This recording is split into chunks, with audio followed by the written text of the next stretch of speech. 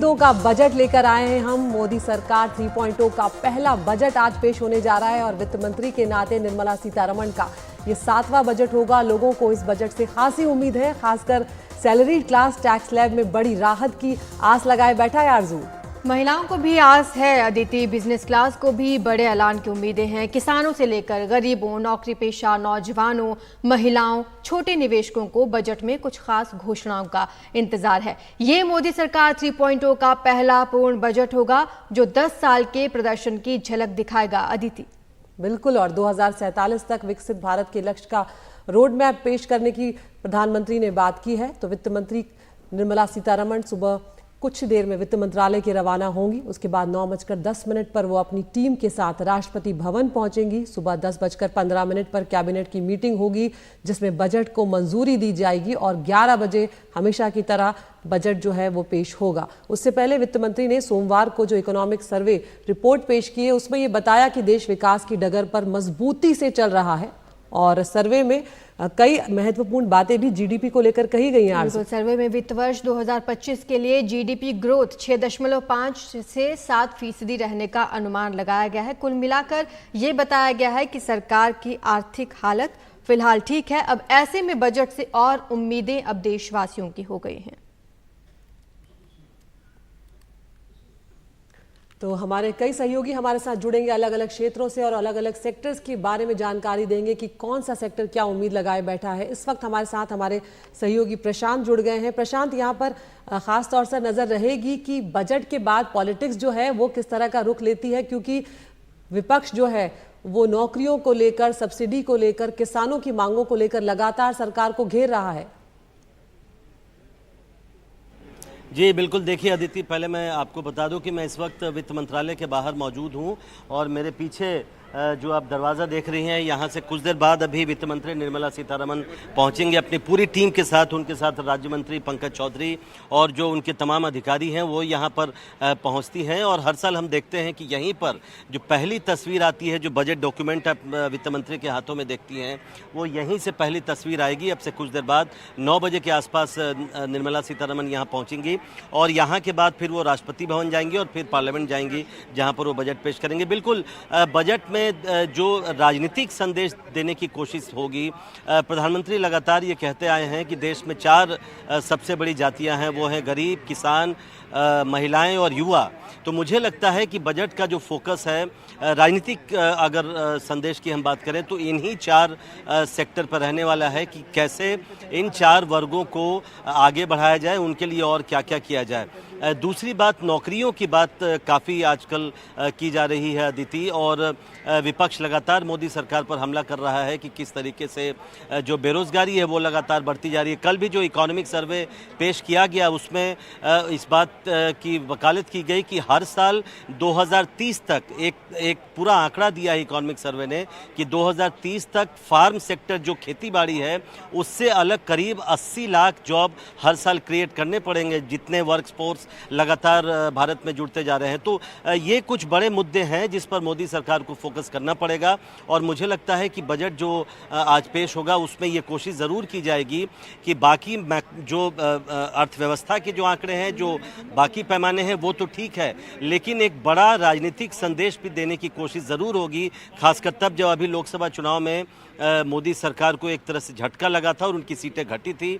हालांकि वो सहयोगियों के साथ सरकार में आए हैं, लेकिन उनको एक राजनीतिक संदेश भी देने की कोशिश करेगी और इसलिए हम लोग बार बार ये कह रहे हैं कि इस पर संभावना है कि जो मिडिल क्लास है, जो टैक्स पेयर जो क्लास है, उसको कुछ शायद राहत मिले। इस बात की संभावना ज़रूर जताई जा रही है। बिल्कुल, क्योंकि आर्थिक सर्वेक्षण में हमने देखा कि ये बताया गया कि सरकार की आर्थिक स्थिति फिलहाल ठीक है। तो ऐसे में टैक्स पेयर्स को बहुत उम्मीदें हैं कि उनको स्लैब में थोड़ा बदलाव किया जाएगा, उनको राहत मिलेगी। जी बिल्कुल, देखिए 2 जो फिगर हैं, जो आंकड़े हैं आर्थिक सर्वेक्षण के, जो सरकार को बहुत ज़्यादा सुकून देंगे। वो एक तो जो ग्रोथ रेट का फोरकास्ट किया गया है 6.5 से 7% के बीच, जो 2023-24 का जो अनुमान है 6.5 से 7% तक विकास दर का अनुमान है। और दूसरा जो एक और जो राहत वाली बात है सरकार के लिए, वो है फिस्कल डेफिसिट और रेवेन्यू डेफिसिट का लगातार धीरे धीरे कम आना। कोरोना के बाद जिस तरीके से देश की अर्थव्यवस्था को हमने देखा था, चाहे वो जीडीपी का मामला हो या फिस्कल डेफिसिट का मामला हो, सरकार के लिए चुनौती थी क्योंकि वो हालात ही कुछ ऐसे थे, लेकिन अब वो काफ़ी हद तक काबू में आते दिख रहे हैं। तो सरकार के लिए ये जो दो इंडिकेटर हैं वो बहुत सुकून देने वाले हैं और इसलिए ये उम्मीद ये की जा रही है कि अगर सरकार के पास ऐसी स्थिति है, एल्बो रूम है, तो ज़रूर खासकर जो टैक्स पेयर्स जो क्लास है, जो लगातार 5-6 सालों से इस बात की उम्मीद लगाए बैठा है कि कम से कम टैक्स में छूट मिले, टैक्स स्लैब में छूट मिले, उसका दायरा बढ़े, उसको इस बार ज़रूर वित्त मंत्री के पिटारे से ज़रूर कुछ मिले और इस बात की उम्मीद ज़रूर वो लगाकर बैठा है। बिल्कुल प्रशांत, हिमांशु के पास अब हम चल रहे हैं, यहाँ पर आप बने रहिए हमारे साथ।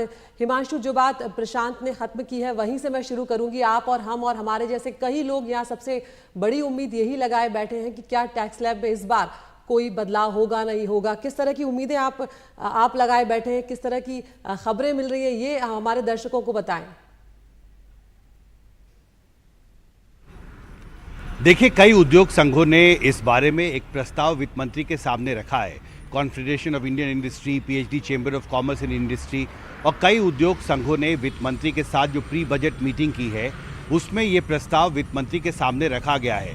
विशेषकर जो कॉन्फेडरेशन ऑफ इंडियन इंडस्ट्री है उसकी तरफ से कहा गया है कि जो छोटे करदाता हैं, जो लोएस्ट टैक्स स्लैब में आते हैं, उनके लिए जो टैक्स एग्जेम्पशन की सीमा है वो 3 लाख रुपए है, उसे बढ़ाकर 5 लाख किया जाना चाहिए।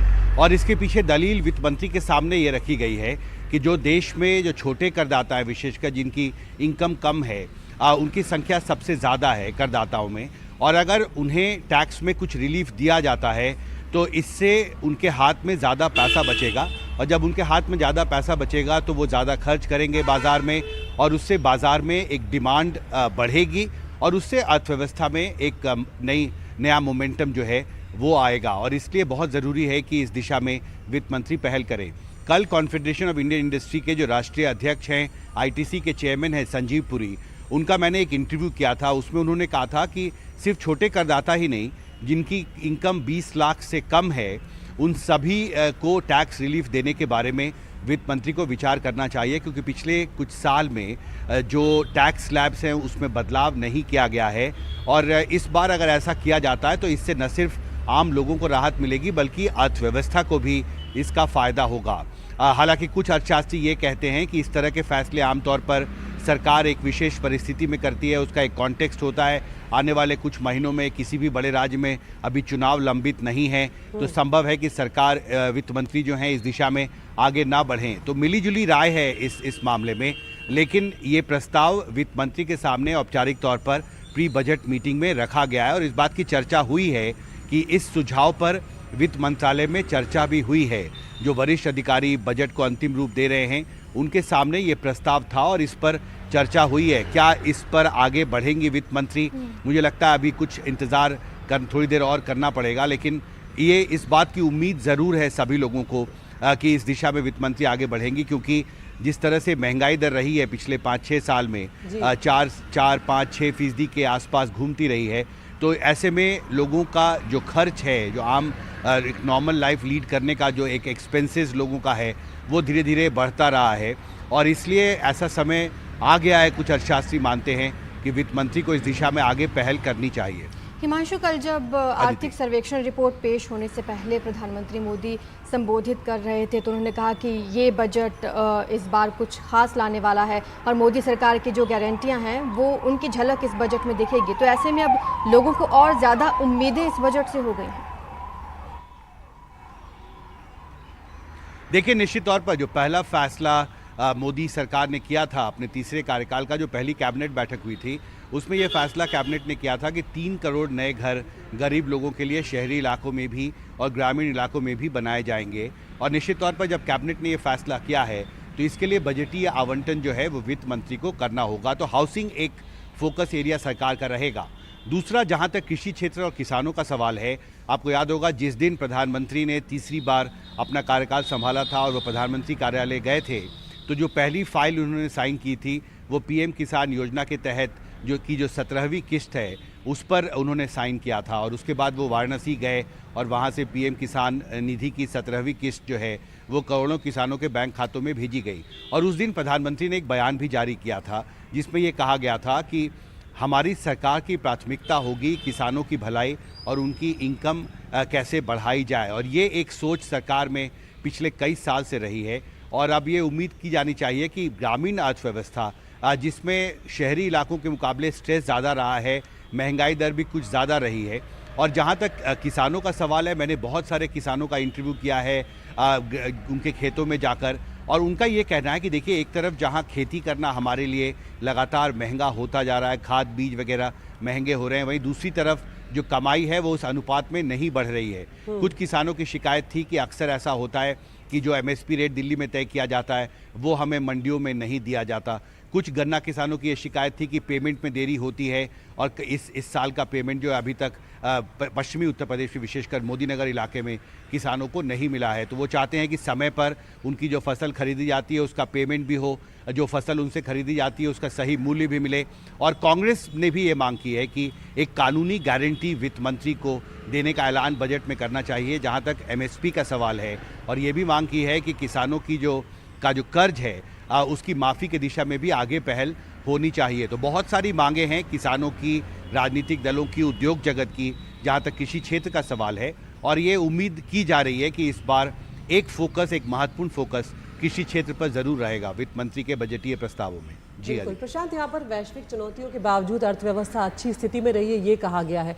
और जो अनुमान 6.5% से 7% तक का जीडीपी का रखा गया है, उसके लिए हम ये भी जानते हैं कि करीब 80 लाख नौकरियां जो हैं उनको पैदा करना होगा। ऐसे में ये एक आसान राह नहीं होगी, और ये बहुत बड़ा मुद्दा भी है हमारे देश में।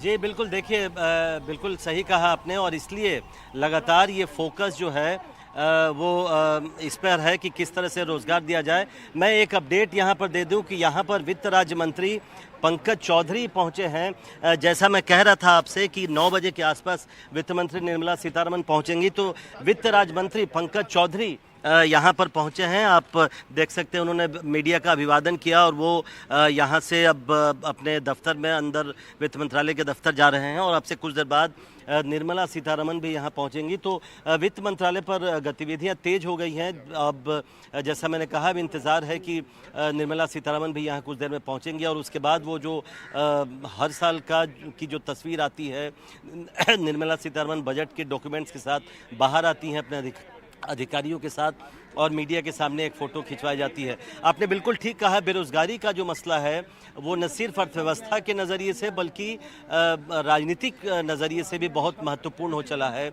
पिछले चुनाव में भी और लगातार पिछले कई सालों से विपक्ष इस मसले पर मोदी सरकार को घेरने की कोशिश करता रहा है, और उसका ये आरोप रहा है कि मोदी सरकार उतने एम्प्लॉयमेंट जनरेट नहीं कर पाई है जितनी की ज़रूरत है, चाहे वो फॉर्मल सेक्टर में हो, इनफॉर्मल सेक्टर में।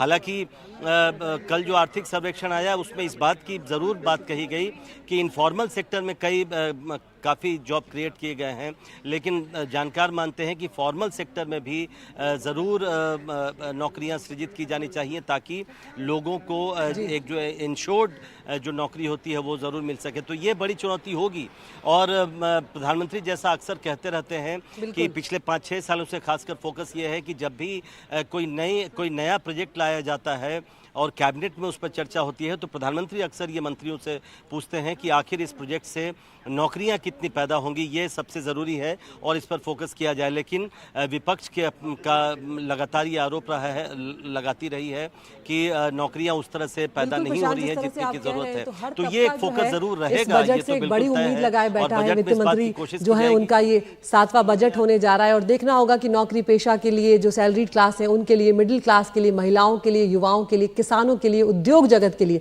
क्या कुछ ये बजट लेकर आता है।